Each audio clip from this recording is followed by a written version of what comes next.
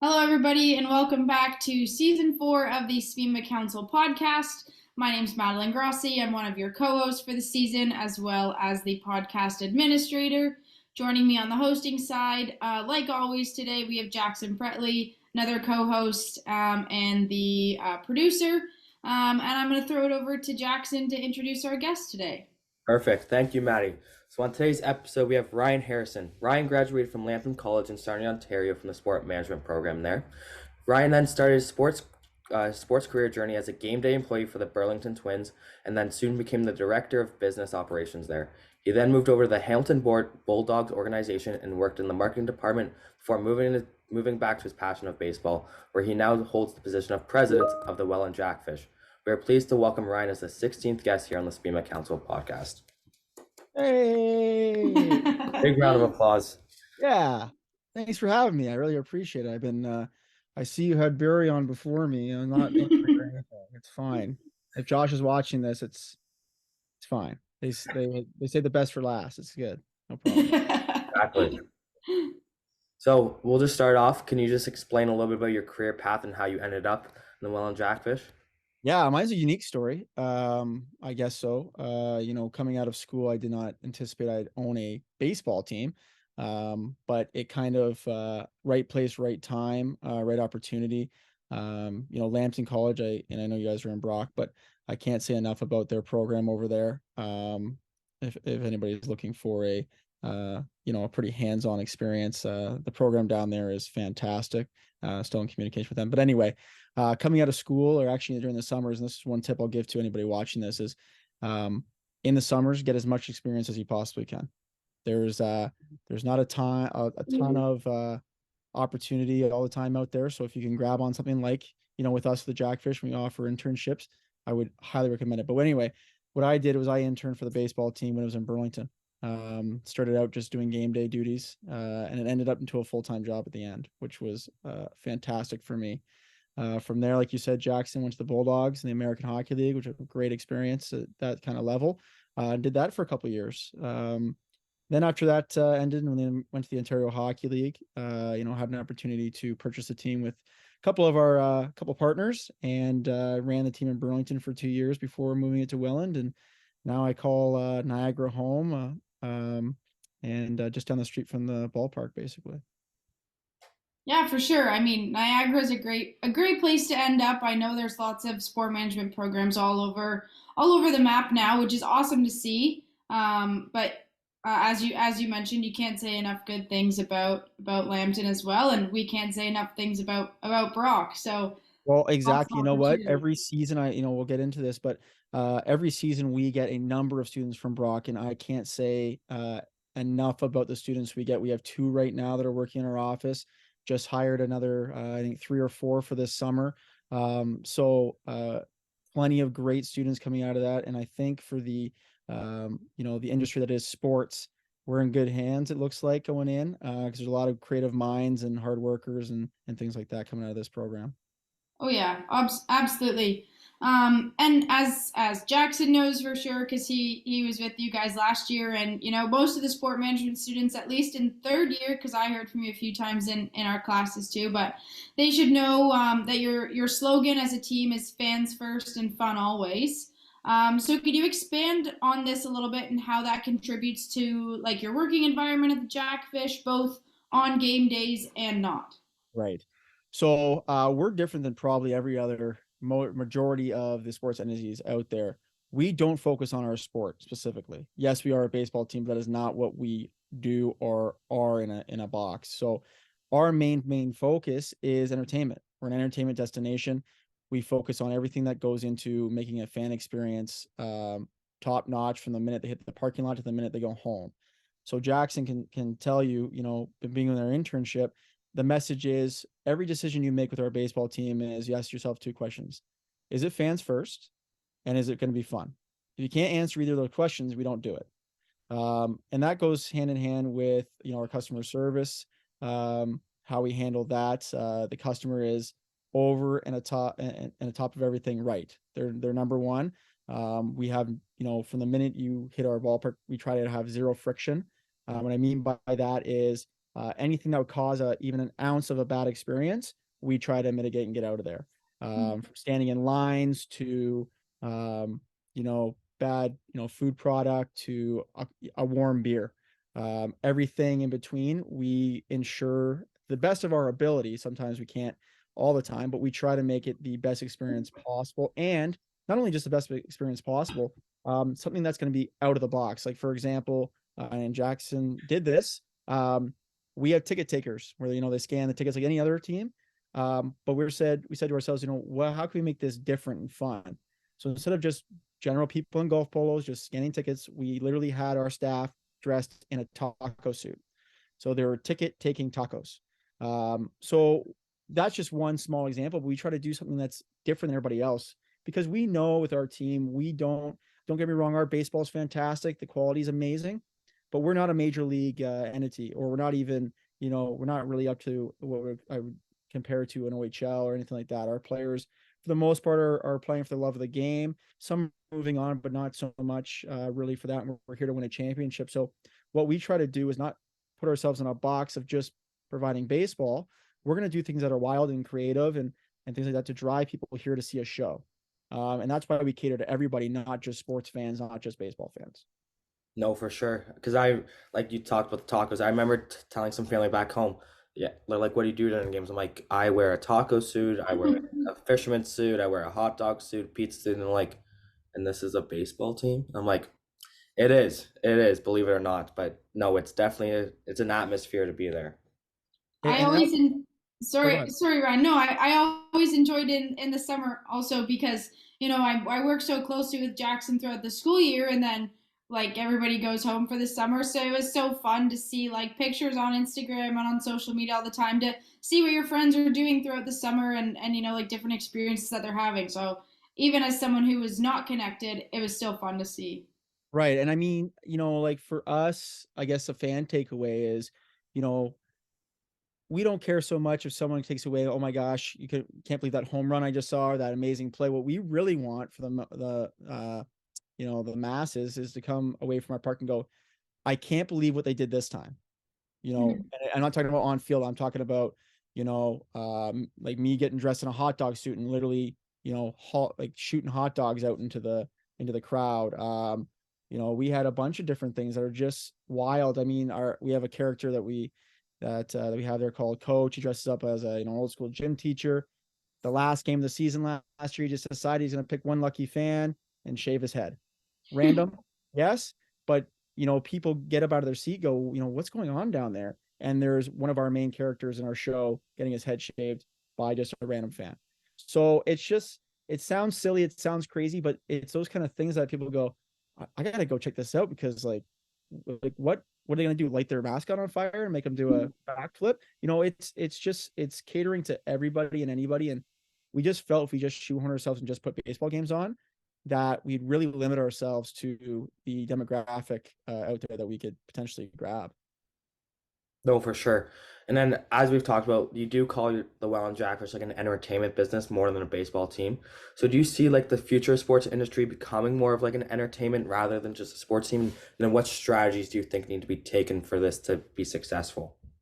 They honestly should. I mean, every team should really look at themselves and see what they're doing, because unfortunately, like I said before, doesn't matter what sport it is, especially the major league sports. Some are doing a lot better with their showmanship and stuff like that, but a lot of teams, especially maybe not major league level, but a little bit lower, where they don't have the budgets, they're really just putting on the product of the games, and that's fine for the hockey fans or the basketball only fans, stuff like that. But if you're really just doing that and not providing a external experience for everybody else, you're really missing out on that demographic. So I think going forward, what people need to look at is how can we cater to everybody? What kind of things can we do to get more people involved in the games that necessarily might not be, that fan? I mean, it's no different than a movie theater and coming out with new options and things like that for their actual theater to get more people involved. I mean, it's just trying to think of new ideas to bring more people in,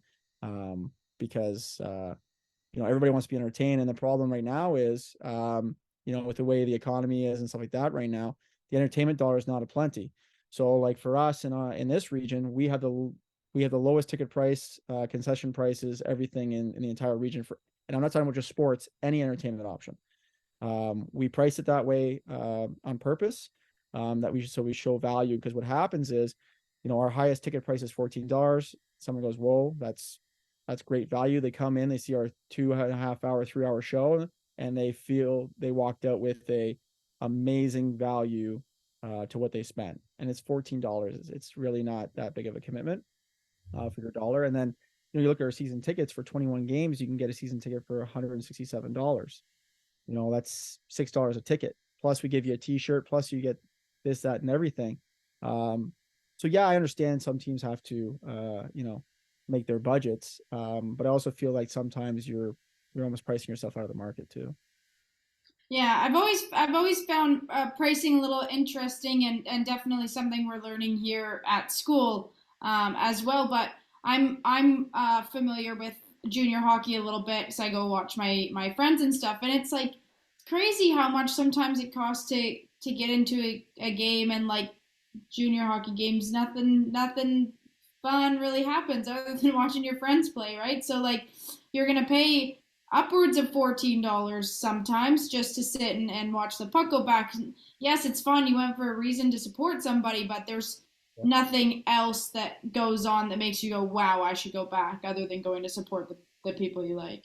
Exactly. And I mean, like for us, first few seasons, people would walk up and say, even see $14 and go, whoa, $14. And my response would be, just wait till you get inside. And once they're in there and they see what's going on, and the giveaways and the craziness and all the extras, at the end of the night, they're, no pun intended, but pun intended, they got hooked. They're hooked now. They're going to come back. They, raving about, and again, it wasn't the game, and for me, I'm win-loss proof now. Realistically, it doesn't, I mean, we need to have a competitive team. It is sport. But I'm win-loss proof to the point where, okay, if I have a, subpar 500 season, it doesn't matter. I'm still putting on an excellent entertainment product. And people will come back. I mean, winning is definitely helpful. Don't get me wrong, but I've set up our business that winning doesn't necessarily make or break our team.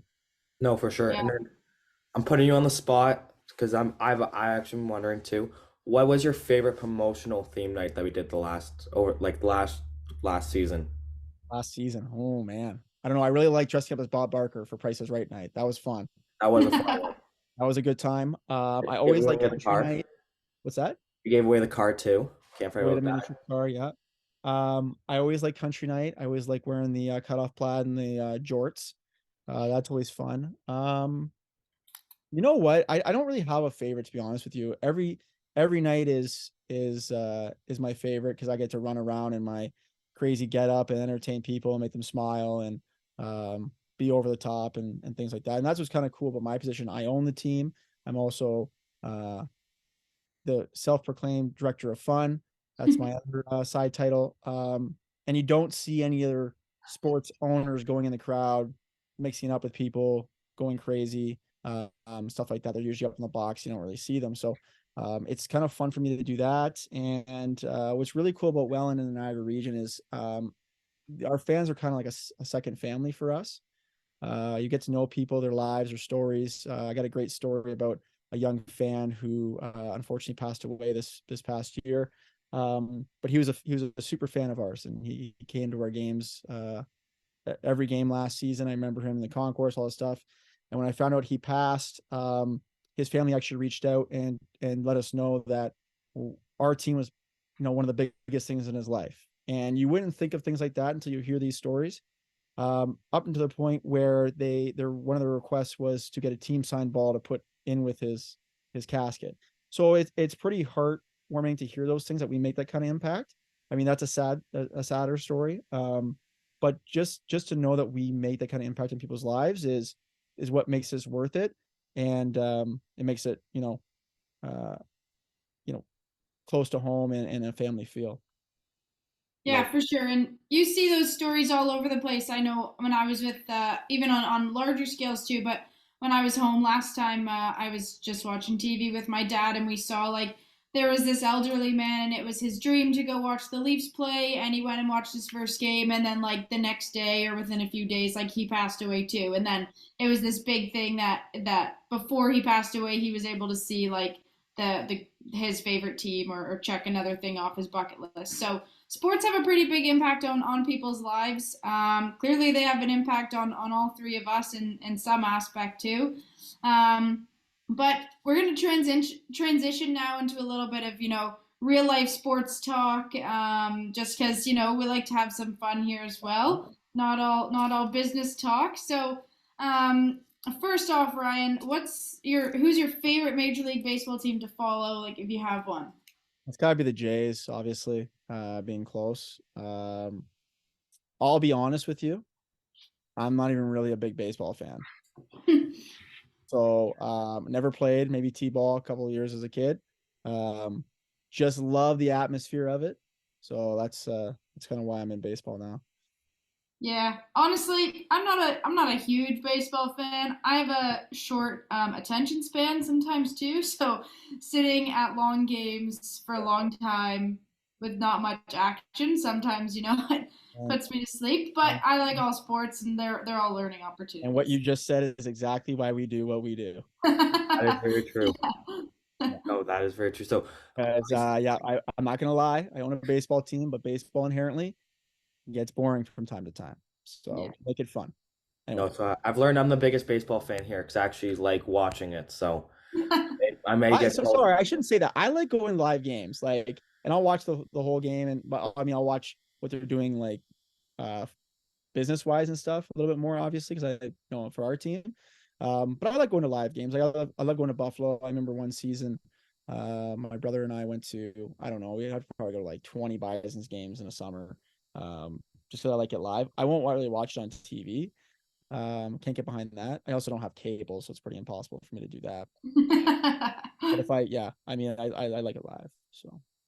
No, for sure. So, 2023 season's coming up for the IBL. So, what is something you're most excited about for this season?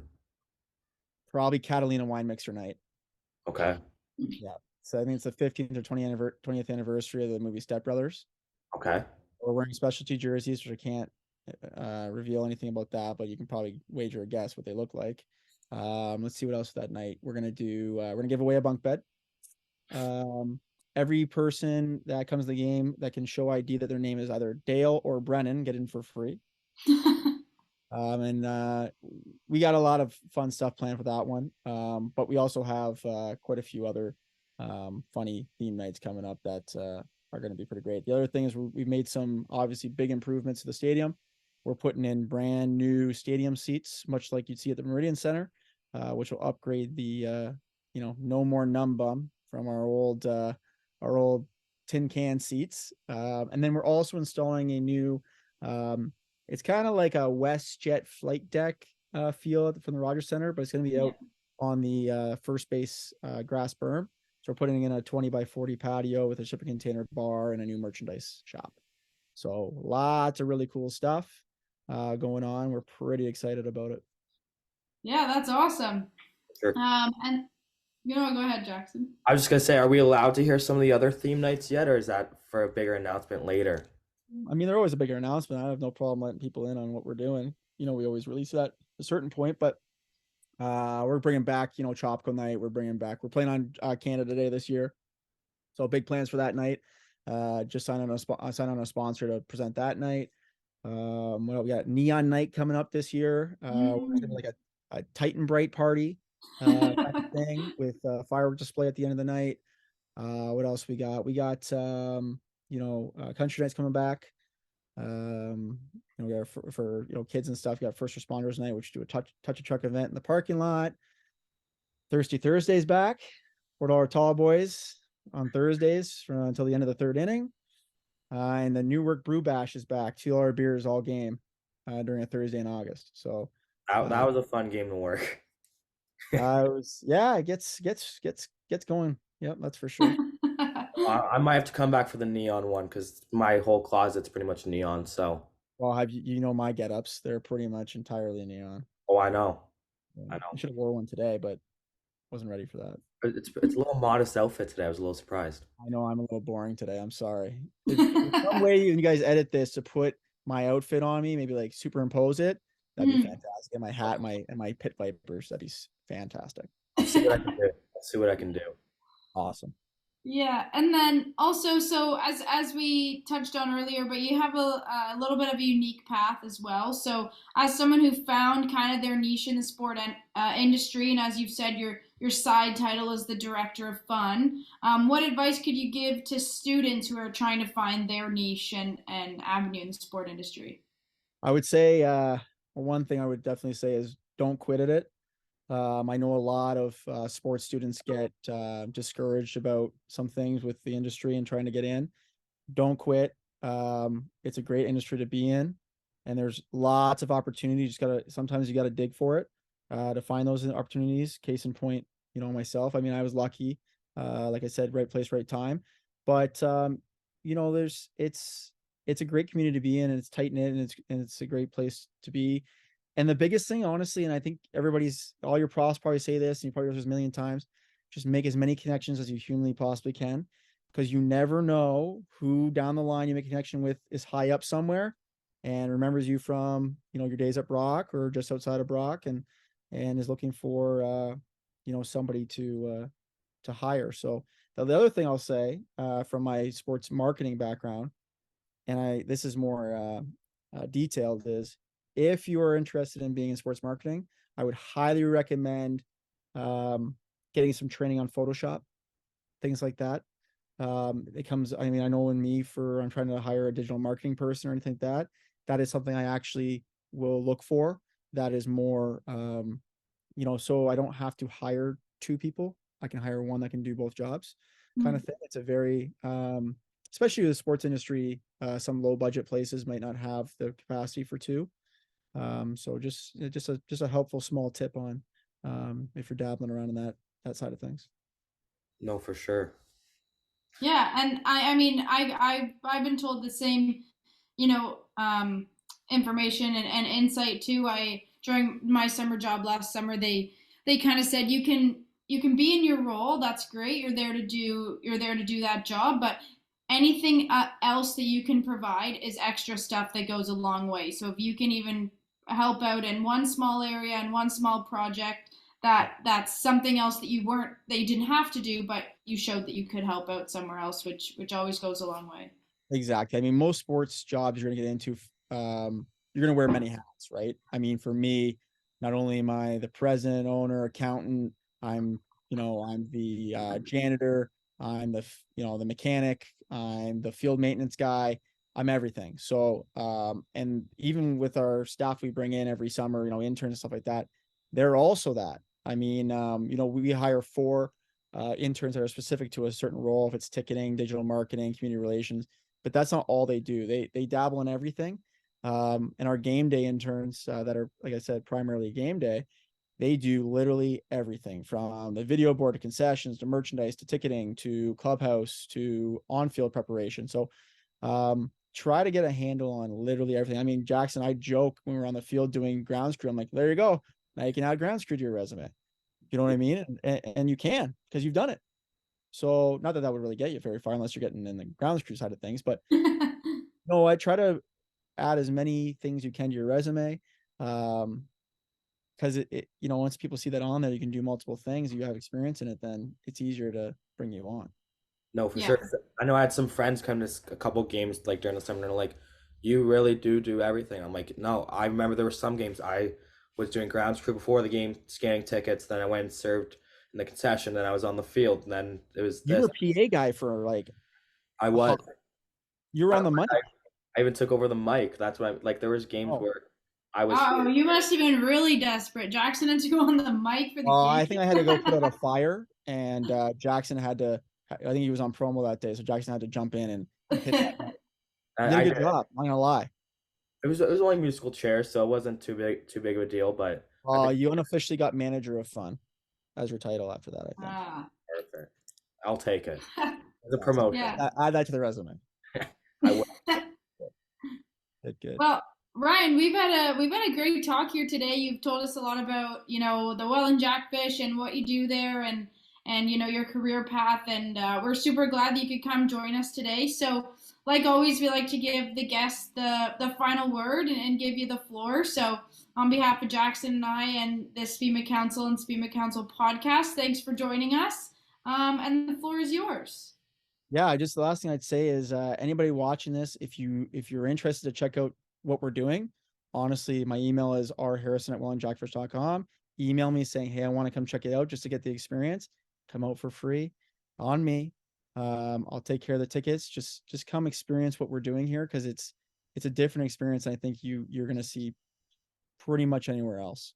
And then if you want to buy tickets, wellandjackfish.com. Follow us on Facebook, Instagram, and Twitter @wellandjackfish. And I thank you guys very much. This was great. I always like talking about our business. It's a passion of mine. So it's always fun. I could go on and on and on. So I really appreciate it. No, Awesome. Thank you. luck this season. I'm rooting for you guys. I'll see you at the park, Jackson. Oh yeah, I'll be back. I'll be back. Okay, thank you. Yep.